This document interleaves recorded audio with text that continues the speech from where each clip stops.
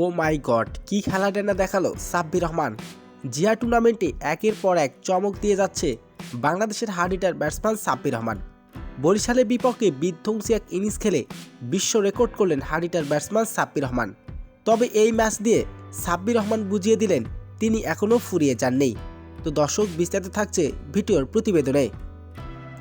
ইতিমধ্যে শুরু হয়ে গেছে বগুড়া জিয়া টুর্নামেন্ট, আর এই টুর্নামেন্টে অংশগ্রহণ করছে 22টি দল।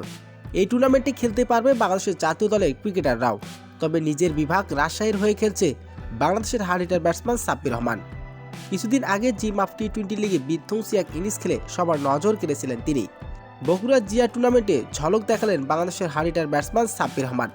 মাত্র 35 বলে 80 রানের বিধ্বংসী এক ইনিংস খেলে সবার নজর কেড়েছেন এই হার্ড হিটার ব্যাটসম্যান। আর এদিন নিজের ম্যাচকে সহজে জয় এনে দিয়েছে বাংলাদেশের hard hitter batsman Sabbir Rahman. তো দর্শক, সাব্বির রহমানের এমন দুর্দান্ত পারফরমেন্স আপনার কেমন লেগেছে জানিয়ে দিন আপনার মূল্যবান মতামতটি কমেন্ট বক্সে।